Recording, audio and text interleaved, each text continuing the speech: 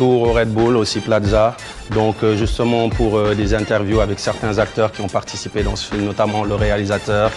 notamment Monsieur Kilif du groupe Kurgi. On a Makour, manager et administrateur du label Jollof for Life. Il y a Books de Senkumpe, Jili Bagdad, ma main Katie, Gunman Khuman donc, et Mami. Donc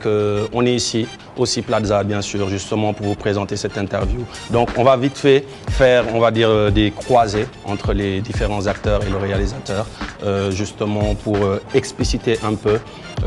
Vous avez compris bien sûr de quoi on parle, mais justement pour donner des avis différents, des points de vue différents, pour que tout un chacun aussi puisse mieux être éclairé dans sa tête et voir l'objectif de ce film, de ce court-métrage et où on va exactement. Donc place aux interviews, à qui la faute. Donc moi c'est Cahier de Chronique 2H, Ryan Faki, donc c'est mon prénom, c'est celui que j'utilise en tant que réalisateur. Et je représente une boîte qui s'appelle Oracle, qui est aussi partenaire de 2H Music, donc la suite de Chronique 2H. Et donc voilà quoi, aujourd'hui on est une boîte, on œuvre dans l'audiovisuel. Pourquoi? Parce que on est des rappeurs et que dans le rap c'est des secteurs, il y a beaucoup de secteurs qui ne sont pas encore très formalisé et puis on a senti que c'était quelque chose d'important au niveau culturel de pouvoir avancer dedans. On s'est lancé dedans, donc voilà quoi. Man maa ngi tudd Khuman, artiste, rappeur. Si ci film bi en fait je joue le rôle de benn chauffeur clando. Chauffeur clando boo xamante ne ay pièces am matul en fait. Voilà, donc loolu laay joué. Books Senkumpe alias Le Bleu dans le film À qui la faute. Samba Suba Sarr Thiops. Effectivement, moi joué le rôle du commissaire Véreux dans le court-métrage À qui la faute. C'est Katie,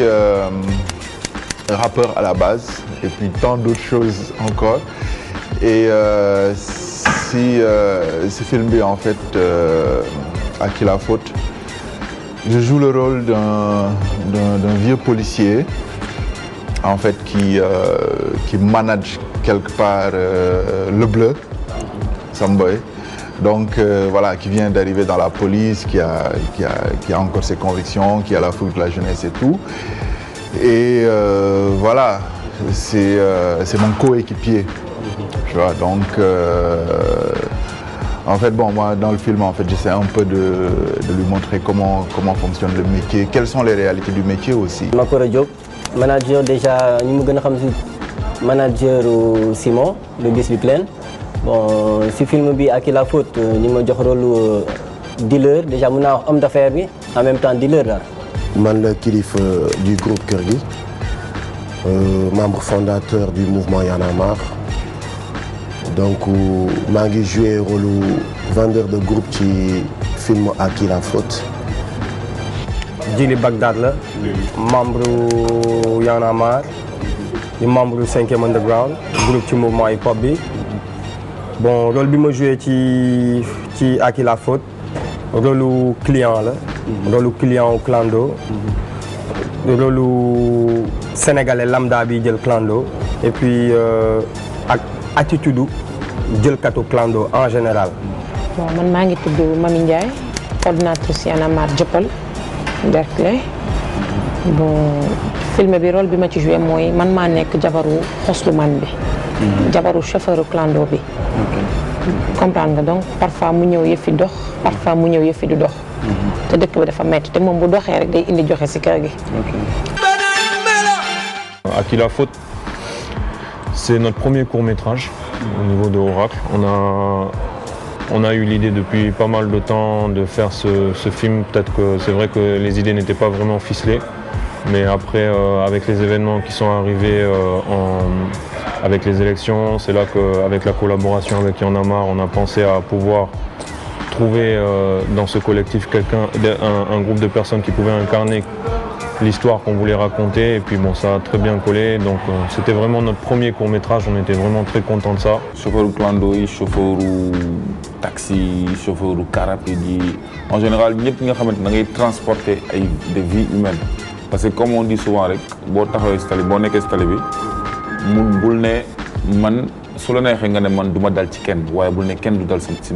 ça c'est une chose. La deuxième des choses, moi, quand on transporte des vies, il faut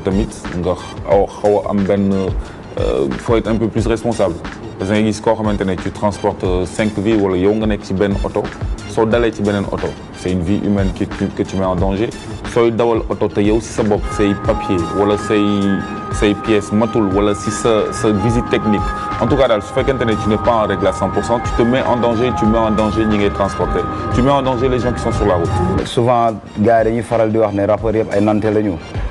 rappeurs yëpp dañuy suivre par rapport ak li xew Sénégal li xew ci àdduna bi yëpp te aussi dañuy seetaan ay film yu bëree bëri te kuy seetaan film moom j'espère que léeg-léeg que même boo nekkul vrai acteur de cinéma war nga mën a am maanaam nandite wu parfois nga képp wala am influence ci yenn affaires yu ndaw yoo xamante ne ci ay détails la quoi. amuñu woon ay réalisateurs yu mag pour film bi c'est parce que xam naa ne buñ ko amoon day gën a rafet day gën a nice li mais gars yi ñu amoon ñu xarañ lañu gars yi ñu amoon ñu patient woon lañu aussi bëggoon li nga xamante ne loolu la ñuy def loolu ça m'a plus beaucoup aidé pour gën a mën a assurer rôle policier boobu noonu. La corruption dafa nekk fii un fléau c'est un fait de la société boo xam ne c'est devenu courant et à la limite même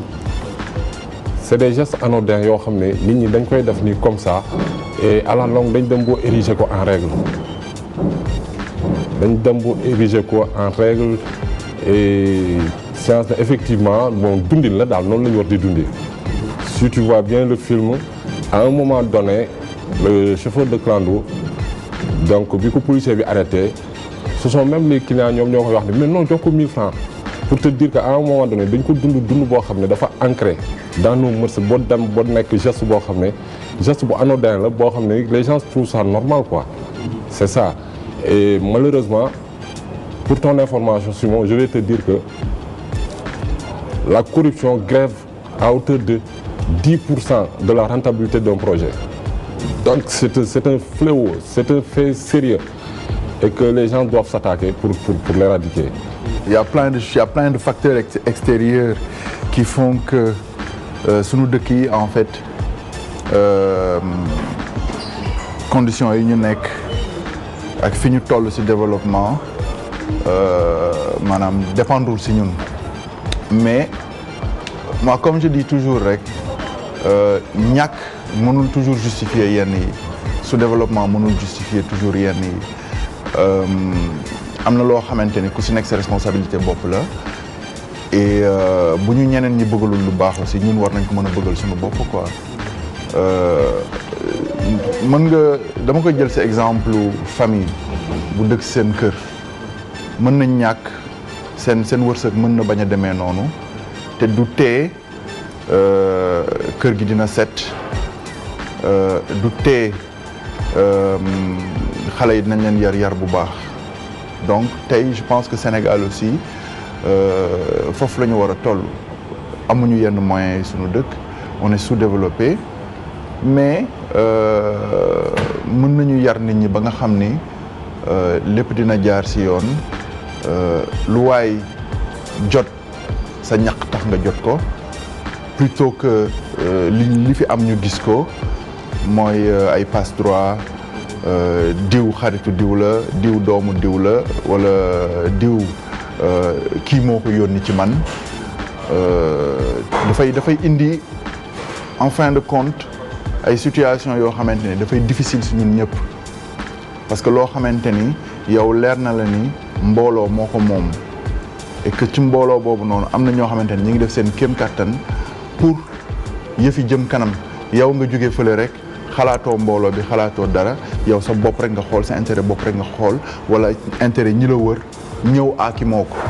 donc day mujj indi ay frustration yu grave ci dëkk bi et je pense que jamono yi ñu génn prouvé na ko boo xoolee si 12 millions wala 13 millions de personnes maanaam mu am benn 1500 personnes boo xamante ni ñoom ngay gis bés bu nekk seen ay yëf di jëm kanam ñoom ngay gis bis bu nekk seen ay doom bu ñu feebaree faju ñoom ngay gis bis bu nekk seen ay doom dem di jàng ci école yi gën a mag alors que am na ay jeunes ay nit yu nekk ci dëkk bi y a plein de boys qui sont hyper intelligents dans ce pays qui font des choses qui se débrouillent mais kenn tàllalu leen loxo kenn ubbilu leen benn bunt et ça c'est assez difficile c'est frustrant nga juddoo ci dëkk màggee ci dëkk nekk citoyen dëkk boobu noonu xam ni ñi jiite dëkk boobu noonu seen papa amul kayitu dëkk bi seen yaay amul kayitu dëkk bi te ñu bëgg la wax ni que yow mënuloo avancer c'est difficile. xam nga dafa am benn logique déjà bu am ci Sénégal parce que bon on est dans un pays sous-développé donc du coup nit ñi li ñuy njëkk a jàpp seen bopp mooy que ne l'argent peut tout faire quoi donc déjà dañuy gis sax nit biy génn këram par rapport ak rôle bi muy joué même nit biy génn këram te ngay yor sa oto te sa mën naa wax ne que t'es pas en règle li ngay njëkk xalaat mooy am sa benn 1000 francs wala sa benn 2000 lax ko sa boîte à gants au cas où ñu jàpp la nga am loo teg ci loxo waaye pour dem. c'est une logique quoi même boo xoolee ci benn partie ci film bi da ngay xool même les clients du clando ñu ngi naan genre que ne jox ko dara ñu dem fii Sénégal la kon c'est une logique boo xam ne dañ ko instauré ci bopp sénégalais yi donc du coup gars yi dañuy xalaat ne que ne dans ce Sénégal fi ñu nekk nii lu la neex mën nga ko am soo amee xaalis donc déjà loolu c'est très dangereux te mën naa wax d'un autre côté c'est ça qui nuit pratiquement suñu société quoi loolu lu mu nuyu société bi dafa bëri parce que boo xoolee ba xool même bi fi nguur bi toogee léegi xeex bi ngay dégg depuis bi fi beneen nguur bi changé woo ak léegi nii ci côté xaalis la ay audit ay yooyu parce que loolu la ñuy xalaat ne moom mooy pouvoir bi alors que le vrai pouvoir de l'être humain c'est sa tête quoi lan nga mën a def pour participer ci dëkk bi avancer ak lan nga mën a indil sa dëkk quoi loolu boo xasee ba am logique boobu dans ta tête rek di nga mën a avancer loolu dëkk bi di nga mën a avancer sa bopp. je trouve ça très anormal jël sa lekk wala jël sa mbalit wala jël sa moo xamante ni loo xamante ni day encombrer mbedd mi et puis day jouer ci luy yàq environnement bi nga jël ko sànni ko ci mbedd mi loolu xel waru ko sax mun a nangu quoi donc dafa nekk loo xamante ni nit ñi war nañ ci bàyyi seen xel waruñ di leen ko rappeler parce que booy xool dans les pays développés tu vois même pas des policiers dans la rue pour veiller sur ça wala di aaye nit ñi naan leen bu leen sànni fii bu leen sànni fële te pourtant c'est des personnes c'est des êtres humains comme nous alors te ñooñu au moins mënoon nañ ne ils ont les moyens am nañ ñuy ñëw di ko an et tout mais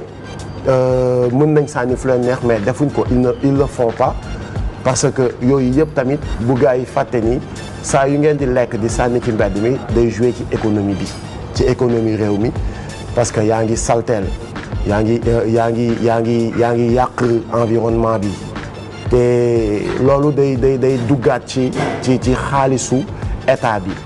te bon sénégalais yi d'habitude boo nee état dañuy foog ni par exemple c'est Abdoulaye Wade wala Macky Sall et son gouvernement mais l'état c'est nous d'abord alors ñun ñoo war a participer sur le développement bàyyi yenn jikko yi bàyyi yenn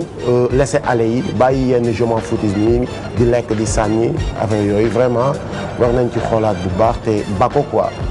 damay fàttaliku benn morceau ñoom Awadi bu yàgg bu muy wax on vit le mal qu'à la limite il est banal. loolu lay nii loolu quoi mooy affaire bi dafa nekk c'est grave c'est très grave mais dañ koy dund au quotidien ñëpp gëmm ci seen bët ba nga xam ne lu dul dëgg bu yàggee ci dëkk bu yàggee ba yàgg dañ ne lu dul dëgg du yàgg mais léeg-léeg nga gis lu dul dëgg boo xam ne day yàgg ba ñu dëggal ko loolu moo indi affaire boobu réflexe boobu la ñu am mooy corruption boobu dañu dem ba jàppeetuñ ko sax corruption dañ ko jàppee lu normal homme de tenue bi bu taxawee tak sa premier réflexe mooy jox ko dara ñu dem si yoon bu fekkoon ne am na ay moyens de répression yoo xam ne ak xam nga impunité bi ni mu fi nekkee ak yooyu buñ ko tegoon ci yoon dëggantaan am benn rigueur ci côté administration côté boobu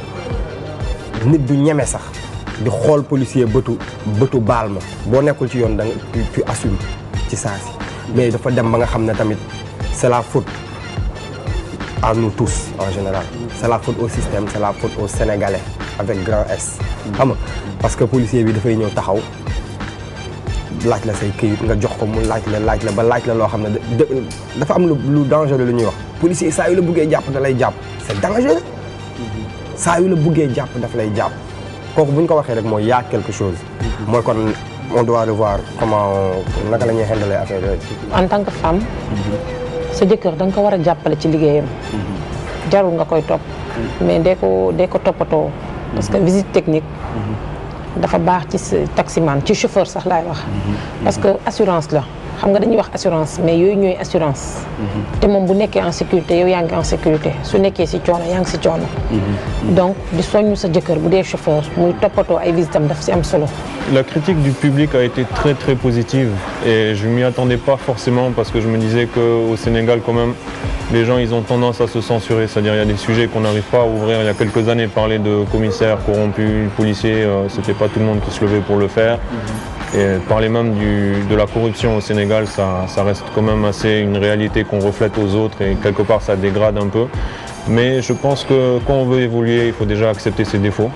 Et après, il faut accepter qu'on les dénonce et il faut qu'on essaye de prendre des conclusions. Donc moi, je trouve que ça a été très positif parce que les gens, ils ont parlé d'éducation. Ils ont parlé du point de vue éducatif, ce que je ne voulais pas forcément qu'il y ait au départ, mais ils ont perçu ça comme ça. Et je vois que beaucoup se sont amenés à réfléchir sur des situations, sur pas mal de suites de conséquences de leurs actes. Et c'est le plus important. Le truc, ce n'est pas de dire que les commissaires sont corrompus, ni que les policiers sont corrompus, mais c'est tout un système qui fait qu'on se salit les mains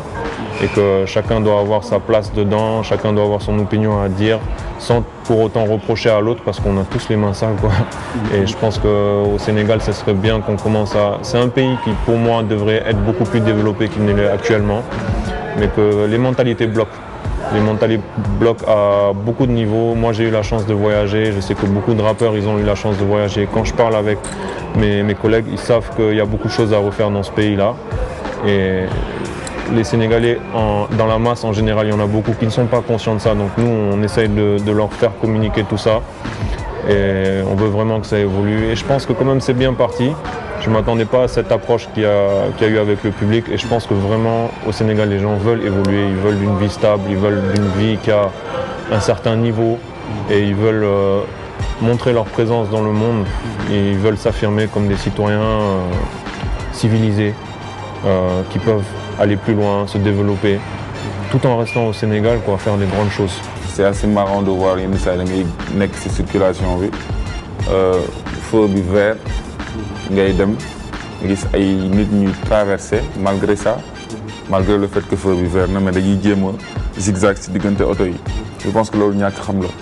et il faut qu'on reparte à zéro chaque fois di yee nit ñi comme par exemple ni ñuy defee ay campagne de sensibilisation sur la mendicité sur yeneen problèmes yi am fii campagne bu mel noonu la ñu war a defaat c'est-à-dire da koy jar sax qu'on fasse comme bu fekkee dañuy wax ak ay xale parce que yenn saa yi Sénégal système boobu mooy dox da ngay jël benn affaire def comme kuy wax ak xale koo xamante ne bàyyi ma la presque c'est humiliant sax parfois man ma koy xool damay gis yenn publicité yi pour man c'est rabaissant parce que dama ne mais nit ñi war nañ xam li peut-être que tamit comme ñëpp jànguñu donc c'est important de faire benn matraquage bon bu ñu defee matraquage bi tamit def benn campagne de sensibilisation campagne bi balaa moo am njëriñ il faut que les gens aussi essaient d'appliquer li ñuy gis su ñu nee par exemple takk leen seen ceinture